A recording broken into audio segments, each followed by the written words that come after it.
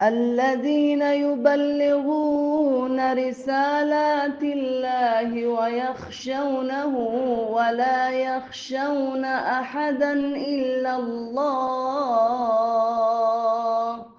وكفى بالله حسيبا۔ اس نقطے کو سمجھیں کہ ایران کے خلاف یہ سب کچھ کیوں ہے۔ یہ نیوکلیر ویپن کا مسئلہ نہیں ہے۔ کیوں؟ خود امریکہ کا ایک سینیٹر ہے، اس نے خود یہ بیان دیا، اور شاید سینیٹ میں اس نے کہا تھا کہ ایران ایٹمی ہتھیار نہیں بنا رہا۔ IAEA کے جو ڈائریکٹر ہیں انہوں نے کہا کہ ہمارے پاس کوئی اس طرح کے شواہد نہیں ہے کہ ایران جو ہے وہ ایٹمی ہتھیار بنا رہا ہے۔ تو جب وہ خود اعتراف کرتے ہیں کہ ایران ایسا نہیں کر رہا تو پھر یہ شور کیوں مچاتے ہیں؟ ایک بات۔ دوسری بات یہ ہے کہ جب آپ کو پتہ ہے 2-3 سال پہلے اچھا جس سے زیادہ کہ 5+1 کے جتنے ممالک تھے ان کا ایران کے ساتھ کیا ہوا تھا؟ مذاکرات ہوئے، اور طویل مذاکرات کے بعد ایک معاہدہ ہو گیا۔ اور جب یہ ٹرمپ پہلی دفعہ آیا تو اس نے کیا کیا؟ اس معاہدے کو ختم کر دیا، یک طرفہ طور پر ختم کر دیا۔ پھر اس معاہدے کے مطابق جو انہوں نے پابندیاں ہٹانے تھی وہ بھی نہیں کی، یعنی اس معاہدے کی بھی خلاف ورزی کی اور یک طرفہ طور پر اس معاہدے کو ختم کر دیا۔ اور ابھی آپ دیکھیں، لمبی بات نہیں کرتے، ابھی آپ دیکھیں کہ مذاکرات ہو رہے تھے، ہفتے والے دن چوتھا دور غالباً یا 5واں دور مذاکرات کا عمان کے اندر ہونا تھا، اور اس میں قریب تھا کہ کچھ باتیں طے ہو جاتی، اس سے پہلے انہوں نے اسرائیل کے ذریعے حملہ کروا دیا۔ بھئی اگر ایران کو کہتے ایران آئے مذاکرات کرے تو مذاکرات تو ہو رہے تھے، ایران مذاکرات سے تو پیچھے نہیں ہٹا۔ تو پس اس کے پیچھے کیا چیز ہے؟ 2 باتیں ہیں یہ سمجھنا۔ ایک تو یہ ہے کہ جو ان مغربی ممالک اور امریکہ کا منصوبہ ہے اور شروع سے لے کے آئے کہ اسرائیل کو اس پورے خطے میں مشرق وسطیٰ میں اس کو مسلط کرے اور جو گریٹر اسرائیل کا منصوبہ ہے اس کو پایہ تکمیل تک پہنچائے۔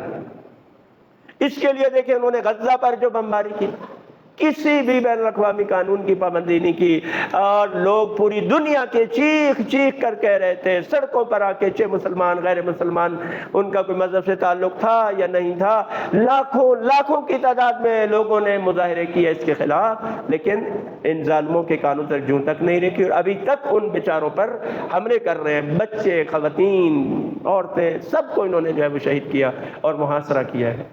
پھر لبنان پر انہوں نے جو وحشیانہ بمباری کی۔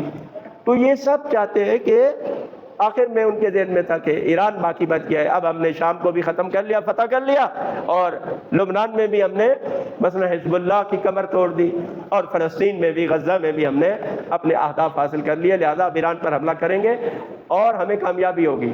ایران پر حملہ اس وجہ سے ہے کہ ان کے ناکام جو ان کے ناپاک ارادے ہیں ان میں رکاوٹ صرف اور صرف ایران ہے۔ تو یہ ایک بنیادی وجہ ایران پر حملہ کرنے کی۔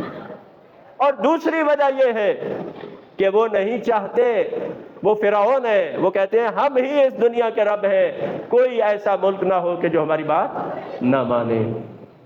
لہذا یہ وجہ ہے کہ وہ کہتے ہیں ایران کس طرح سے خود، جب سب کو ہم نے اپنے قبضے میں لے لیا تو ایک ایران کیسے ہماری بات کی مخالفت کرتا ہے اور اپنی مرضی کرتا ہے۔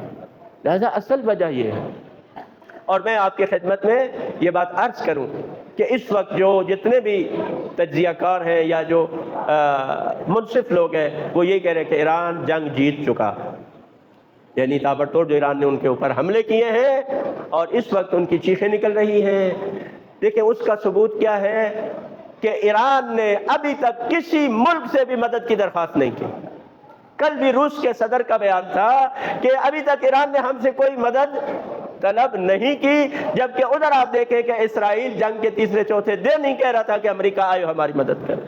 امریکہ کو اس کا مطلب کیا ہے؟ اسرائیل کمزور ہے۔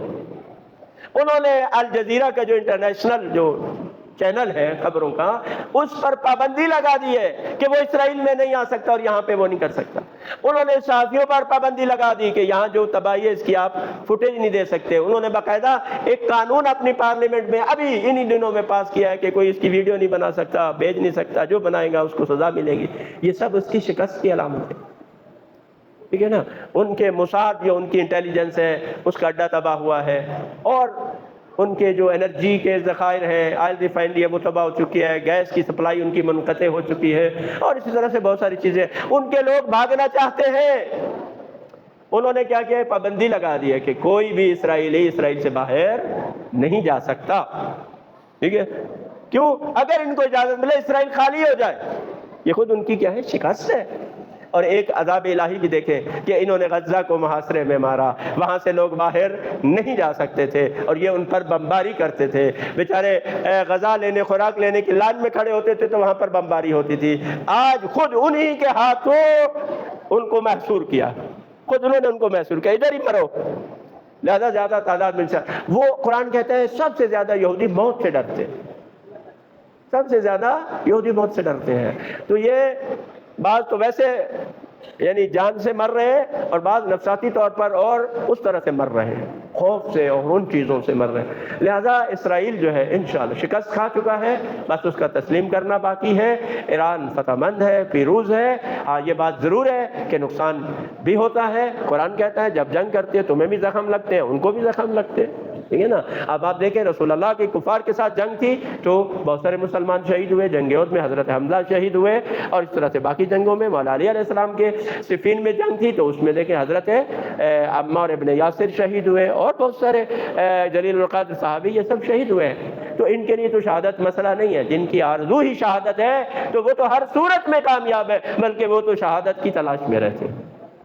لہذا اس میں آپ بالکل کلیئر رہیں، اور اس میں دو تین باتیں میں آپ سے کروں گا جو آپ کے کام کرنے والے ہیں، ٹھیک ہے، ان پر آپ نے پہلی بات تو یہ ہے کہ جتنے بھی لوگ جس طرح سے بھی ٹویٹر پر یا جس انسٹاگرام میں یا ٹیلی گرام میں کیا ہے، جتنے بھی لوگ جو ہے وہ موجود ہیں، ایک تو جو ٹرمپ ملعون نے، اس خبیث پاگل کتے نے، جو ہمارے روحانی پیشوا، ہمارے مرج عالی قدر حضرت آیت اللہ العظمی سید علی خامنائی کے بارے میں جو ان کو دھمکی دی ہے، یہ ان کے اپنے قوانین کے برخلاف ہے کہ کوئی بھی ملک یا صدر کسی بھی قوم کے روحانی پیشوا کو تھریٹ نہیں کر سکتا۔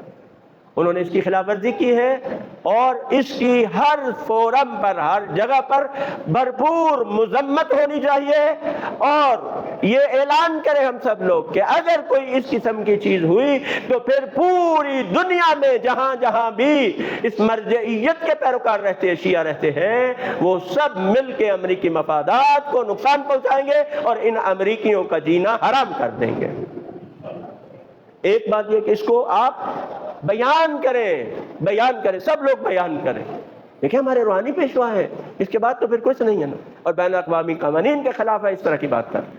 تو یہ ٹرمپ نے بات کی ہے، یہ خود اس کی ذلت اور رسوائی کا سبب ہے، اور انشاءاللہ یہ بن جائے گا کہ ایک امریکہ کا صدر ہو کر وہ اس طرح کی جو ہے وہ بات کرتا ہے، یہ خود اس کے لیے ذلت اور رسوائی اور اس کی پستی کا باعث ہے۔ نمبر دو، یہ دیکھیں اس جنگ کے بہت زیادہ فوائد بھی ہیں، اور انشاءاللہ ہوں گے۔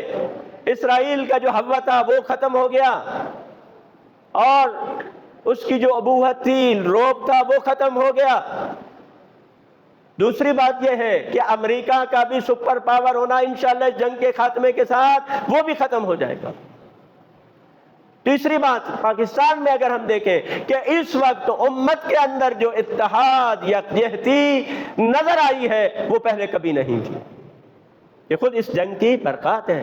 آج آپ دیکھیں کہ بڑے بڑے علماء اہل سنت، مفتیان پاکستان میں، دیگر ممالک میں، سب یہ پکار کر کہہ رہے ہیں کہ یہ اسلام اور کفر کی جنگ ہے۔ ہم ایران کے ساتھ کھڑے ہیں، ایران کے شانہ بشانہ کھڑے ہیں، ہماری پارلیمنٹ ہو، ہماری سینٹ ہو، ہمارے باقی جتنے بھی سیاسی پارٹیاں ہیں، سیاسی فگرز ہیں، دیگر صحافی حضرات، سب جو ہے وہ کہہ رہے ہیں ہم ایران کے ساتھ کھڑے ہیں۔ یہ بہت بڑی بات ہے۔ کئی غلط فہمیاں دور ہو گئی ہیں لوگوں کی، اور وہ ایران کی شجاعت، بہادری کہ یہ علی والے ہیں، کربلا کے ماننے والے ہیں، اس سے ایران کی حقانیت اور زیادہ کھل کر اور لوگوں پر ظاہر ہوئی ہے، کئی ہزاروں لوگوں کی ہدایت کا باعث بن گئی، اور لوگ اب صحیح راستہ اختیار کر رہے ہیں، صحیح سمت میں جا رہے ہیں۔ تو یہ ایک نعمت ہے پاکستان کے اندر آپ دیکھ رہے ہیں۔ تو اس میں آپ سے ہماری گزارش یہ ہے کہ خصوصاً جو نوجوان لوگ ہیں جو سوشل میڈیا کے ساتھ ہیں کہ وہ ان اہل سنت کے ان جو مثبت بیانات ہیں ان کو لائک بھی کریں اور ان کو بھرپور انداز سے آگے بھی اس کو پھیلائیں تاکہ یہ سب لوگوں تک جو ہے بات پہنچے اور پاکستان کے اندر ایک یکجہتی جو بہت حد تک پیدا ہو چکی ہے یہ اور زیادہ مضبوط ہو جائے۔ دوسری بات یہ ہے کہ جو صحیح بیانیہ ہے جو حقیقت ہے وہ لوگوں تک پہنچائیں۔ بعض لوگ ہیں ایسے جو مادی نقطہ نظر سے دیکھتے ہیں، ابھی بھی ایران کے حوالے سے ان کی فکر جو ہے غلط ہے، ان کے ذہن کج فہمی کا مبتلا ہے، ان کا بھی ٹھیک مقابلہ کریں اور اس کے مقابل میں صحیح جو حقائق ہے، صحیح جو بیانیہ ہے، کیا آپ کہتے ہیں نیریٹو ہے، اس کو عام کریں اور عام لوگوں تک جو ہے وہ پہنچائیں۔ اور اس میں آخری بات آپ سب بزرگوں سے، جوانوں سے، سب سے ہماری گزارش یہ ہے کہ ابھی محرم آ رہا ہے، یہ جو پاکستان کے اندر اتحاد و وحدت ہے اس کو دشمن نقصان پہنچانے کی کوشش کرے گا۔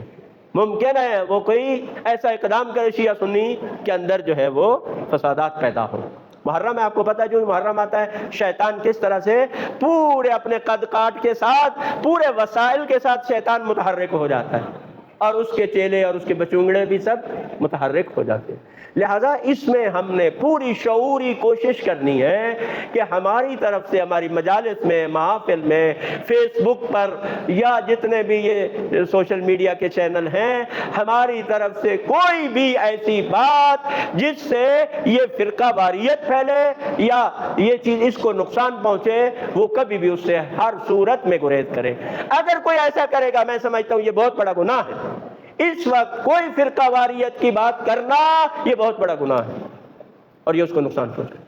دشمن چاہے گا یہ کرنا، ممکن ہے کچھ نہ ہو، لہذا روکیں لوگوں کو، ان کو بتائیں اور سمجھائیں کہ بھائی یہ دشمن کی سازش ہے، ہمیں دشمن کی سازش میں نہیں آنا چاہیے۔ کبھی بھی اپنی تقاریر میں جو بھی خطبہ حضرات ہیں وہ کوئی بھی ایسی بات نہ کرے جس سے فرقہ واریت کی بو آتی ہو، کسی کے جذبات کو ٹھیس پہنچے۔